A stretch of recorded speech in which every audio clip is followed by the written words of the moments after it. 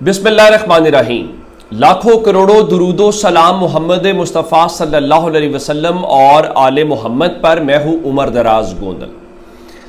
पाकिस्तान में लगता यह है कि कुछ चीफ हैं, बड़े चीफ, ये मुल्क उनके इर्द गिर्द घूमता है। इसमें अगर ये देखा जाए कि पाकिस्तान के अवाम की मर्जी या मंशा क्या है, या पाकिस्तान के लोग कहाँ पे फॉल करते हैं, तो वो हमें कहीं पे दिखाई नहीं देता।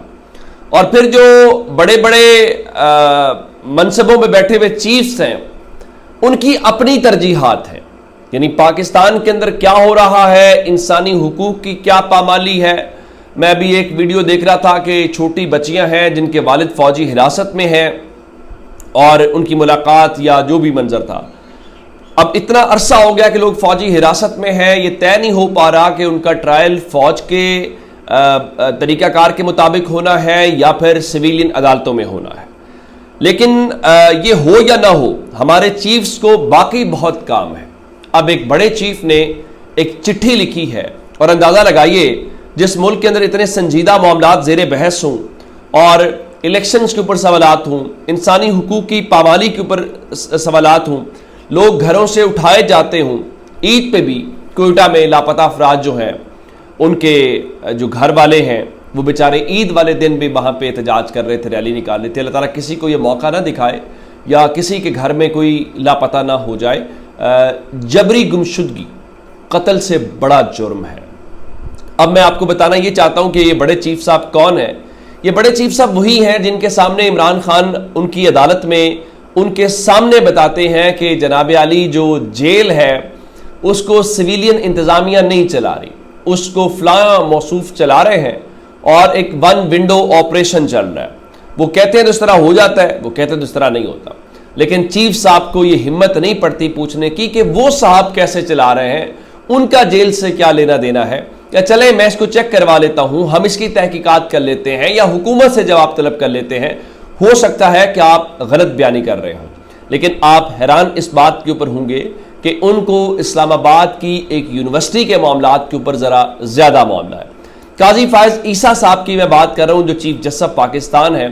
थोड़ा अरसा पहले उन्होंने किया क्या कि जो बरतानिया की हाई कमिश्नर है, उनको एक चिट्ठी भेजी और उनको ये कहा कि आपने लाहौर में जो तकरीर की है और बल्ले के फैसले के ऊपर तनकीद की है, तो इस फैसले खत के ज़रिए, इस चिट्ठी के ज़रिए उस फैसले का दिफा किया गया। हालांकि बाद में पता चला कि वजारत खारजा से भी किसी किस्म की कोई कंसल्टेशन नहीं की गई या उनसे पूछा नहीं गया। तो मालूम यह पड़ा कि सुप्रीम कोर्ट काजी फायज ईसा साहब जो हैं वो गालिबन अब वजीर खारजा का रोल भी प्ले करेंगे।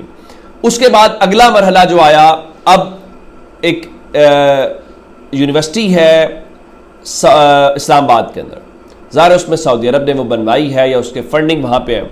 तो जो उसके सदर होते हैं उनका ताल्लुक भी सऊदी अरब से ही होता है। अब उसका एक बोर्ड ऑफ ट्रस्टीज़ है, उसके ज़रिए वो चलती है। तो काजी साहब को शायद वहाँ पे कोई ज़रा सीरियस नहीं लिया गया, या बोर्ड ऑफ ट्रस्टीज़ की जो मीटिंग है वो कॉल नहीं की जा रही। फिर आगे सदर का इंतखाब उनके नए होना है, जो कि सऊदी बाशिंदे होते हैं। तो वो एक्सटेंशन जो है उनको देने की शायद कुछ अफवाहें हैं। तो काजी फायज ईसा साहब ने सदर जरदारी को एक ख़त लिखा है और इन मामलात की जानिब तवज्जो दिलाई है। हसनात मलिक साहब ने खबर ब्रेक की है। अब मामला ये है कि वो इस्लामी यूनिवर्सिटी जो है उसके जो सरबराह है, ज़ाहिर है कि वो सऊदी अरब से हैं और सऊदी अरब की से है, लेकिन इधर काजी साहब को भी लगता है कि पाकिस्तान में उनकी से है और वो हालात को चलाते हैं। तो अब देखना यह है कि हुकूमत काजी साहब की इस ख्वाहिश को पूरा करती है जो वो चाह रहे हैं, या फिर काजी साहब को कहा जाता है कि भाई ये सऊदी अरब का मामला है, सऊदी अरब का बड़ा असर व रसूख है, हम सऊदी अरब को नाराज़ नहीं कर सकते। तो आने वाले चंद दिनों के अंदर अब मामला खुल के आएगा कि क्या काजी फायज ईसा साहब की ये जो ख्वाहिश है ये पूरी हो पाती है या हुकूमत उनकी बात नहीं सुनती। अच्छा, उनके सामने हालांकि बहुत सारी बातें हैं। मिसाल के तौर के ऊपर 8 फरवरी के इलेक्शन का मामला जो है वो भी पेंडिंग है, फौजी अदालतों का मामला पेंडिंग है, और बहुत सारे मामला पेंडिंग है। लेकिन काजी साहब जो हैं उसके ऊपर तो काम नहीं कर पा रहे, लेकिन वो चिट्ठियाँ अरसाल करके शायद जो है वो कुछ मसाइल का हल निकालना चाह रहे हैं। اب ایک خبر آپ کو یہ دے دی ہے، دوسری خبر ذرا خیبر پختونخوا سے لے لیتے ہیں۔ خیبر پختونخوا کے جو وزیر اعلیٰ ہیں، ظاہر ہے ان کے اوپر ایک پریشر بھی ہے، تنقید بھی ہوتی ہے، دباؤ بھی ہے کہ آپ حکومت میں آ کے عمران خان کے اوپر بوجھ بن گئے ہیں یا آپ عمران خان کے لیے کوئی خیر کی خبر ہے۔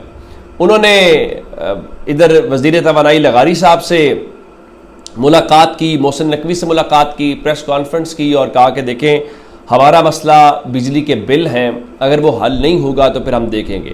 تو اب انہوں نے کیا ہے کہ وہ خود ایک جو گریڈ اسٹیشن ہے وہاں پہ پہنچے ہیں اور انہوں نے وہاں پہنچ کے جو لوڈ شیڈنگ کا دورانیہ ہے وہ 12 گھنٹے کے اوپر فکس کروایا ہے اور وہاں پہ بجلی بحال کرائی ہے، اور یہ کہا ہے کہ جو وہاں پہ گریڈ اسٹیشن کے حکام ہے کہ نہ تو آپ نے فورس لوڈ شیڈنگ کرنی ہے اور نہ ہی آپ شیڈیول سے ہٹ کر لوڈ شیڈنگ کریں گے۔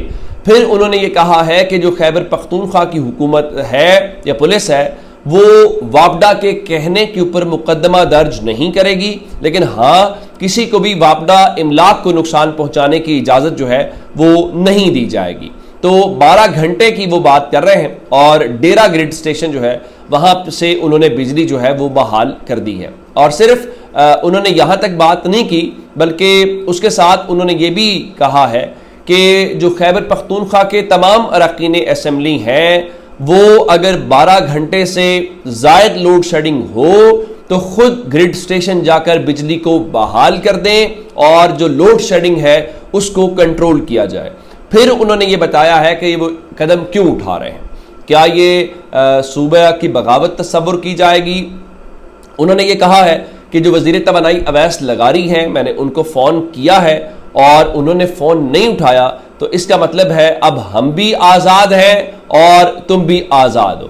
اچھا، اس کے بعد ان کا جی ہماری ڈیڈ لائن چونکہ ختم ہو گئی ہے تو اب ہم اپنا حق جو ہے وہ لے کر رہیں گے، اور اس کے بعد انہوں نے یہ بھی بتایا ہے شہباز شریف کو کہ میں آخری بار کہتا ہوں کہ جو صوبے کے بقایا جات ہیں وہ صوبے کو ادا کر دیے جائیں۔ اس میں ایک بات بہت ضروری ہے، انہوں نے چونکہ ہوتا یہ ہے کہ اگر وہاں سے لوڈ شیڈنگ نہیں ہوگی تو آپ نیشنل گریڈ اسٹیشن جو ہے وہاں سے بجلی بند کر دیں گے تو آپ لوڈ شیڈنگ کر سکتے ہیں، لیکن اس کا بھی حل انہوں نے کیا ہے۔ ان کا دیکھیے، چونکہ خیبر پختونخوا کا صوبہ بجلی پیدا کرتا ہے، وہاں سے بجلی پیدا ہوتی ہے، اور انہوں نے کہا کہ اگر آپ نے نیشنل گریڈ اسٹیشن سے بجلی بند کی اسلام آباد سے، تو جہاں بجلی کی پروڈکشن ہو کے نیشنل گریڈ اسٹیشن میں جاتی ہے خیبر پختونخوا سے، میں وہاں سے بجلی بند کر دوں گا، تو جب آپ کے پاس بجلی آئے گی نہیں تو اس کا مطلب ہے کوئی بجلی بھی استعمال نہیں کرے گا۔